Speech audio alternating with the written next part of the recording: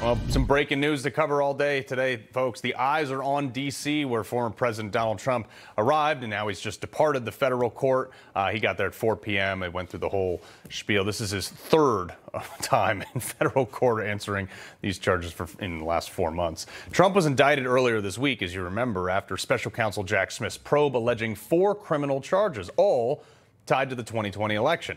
Now, Smith is revealing the findings of his case earlier this week, claiming that Trump had 6 unindicted co-conspirators. They broke several laws in their efforts to overturn the results of the 2020 election. But President Trump is, obviously leading in all the polls. So what is the political fallout of this?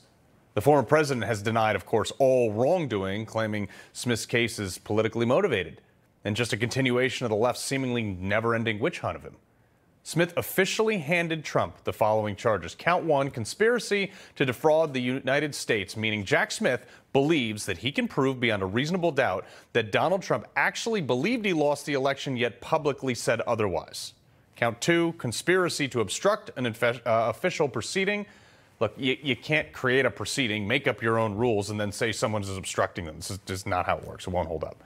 Count 3, much of the same thing. It's an obstruction of an attempt to obstruct an official proceeding. But count 4, conspiracy against rights. This is probably the one I find most ambiguous. Jack Smith is essentially criminalizing political speech. He's criminalizing the fact that Donald Trump was investigating something, because up till January 6th, there were still legal proceedings for some of these cases, challenging the election.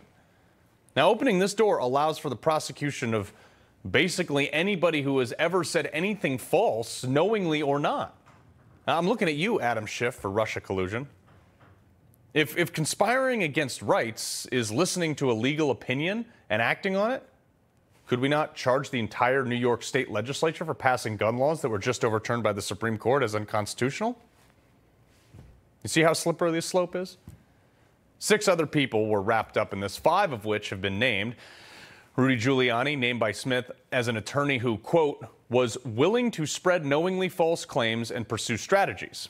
John Eastman, an attorney who, according to the indictment, quote, devised an attempt to implement a strategy to leverage the vice president's ceremonial role overseeing the certification process to obstruct the certification of the presidential election.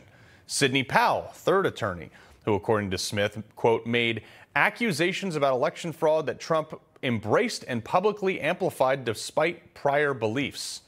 Fourth, according to the indictment again, Jeffrey Clark, a Justice Department official who, quote, used the system of the Department of Justice system to run through a sham election investigations, influence state legislatures with knowingly false claims of election fraud. And the last named co-conspirator, again, according to Jack Smith's indictment, is Kenneth Chesebro. He's an attorney who, quote, assisted in devising and attempting to implement a plan to submit fraudulent slates of presidential electors to electors to obstruct the certification process. Now, look, Jack Smith in all of these charges is accusing Donald Trump of intentionally spreading prolific lies, which I don't think he can prove. He's alleging that Trump organized fake electors in several states in an effort to interfere with the election. We're seeing Trump right now arriving at his plane. We're going to see if he gives a couple remarks as he normally does impromptu, but we'll keep going back to that. But Jack Smith also wants the world to believe that the former president, along with his 6 co-conspirators, exploited events of January 6th in an effort to convince Congress to delay the certification of the election. President Trump's legal spokesman, Alina Habba, spoke outside of the courthouse earlier today. Plenty to say about this. Look. The fact that I am standing here for the 3rd time in 5 months is not a coincidence. This is the Biden political lawfare that we have. Well, thank you very much. This is a very sad day for America. And it was also very sad driving through Washington, D.C. and seeing the filth and the decay and all of the broken buildings and walls and the graffiti. This is not the place that I left. It's a very sad thing to see it. When you look at what's happening, this is a persecution of a political opponent. This was never supposed to happen in America. This is the persecution of the person that's leading by very, very substantial numbers.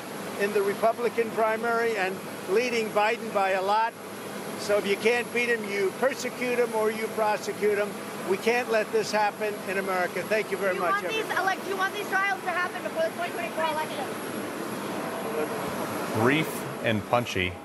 This is Donald Trump at his best. He gave his statements. He did not take any questions. As you can see there, he heads up the steps to Trump Force One, likely going back to Bedminster.